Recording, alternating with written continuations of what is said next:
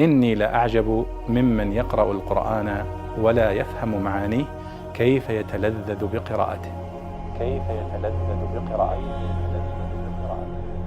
في آخر سورة النبأ يقول الله سبحانه وتعالى في وصف جزاء المتقين: إن للمتقين مفازا حدائق وأعنابا وكواعب أترابا. كواعب أترابا يصف الحور العين. وكأسا دهاقا لا يسمعون فيها لغوا ولا كذابا. ما معنى كأسا دهاقا؟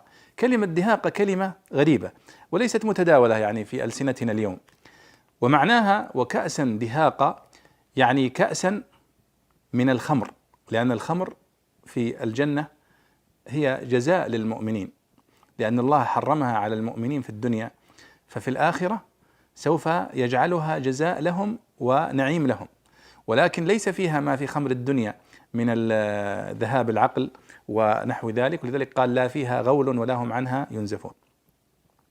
وكأسا دهاقا، دهاقا مملوءة، وكأسا دهاقا يعني كأس مفعمة مليانة بالخمر، وهذا إشارة إلى شدة النعيم والكرم.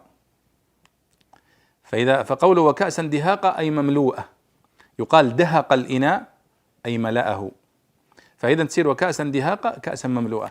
وقد أخذ هذا المعنى أحمد شوقي في قصيدته المشهورة عندما قال: رمضان ولا هاتها يا ساقي مشتاقة تسعى إلى مشتاقي، ثم يقول: لا تسقني إلا دهاقا إنني أسقى بكأس في الهموم دهاقي. فإذا دهق وكأسا دهاقا أي مملوءة. إذا هذا هو معناها، حيث إذا سمعناها مرة أخرى نفهم معنى هذه الآية.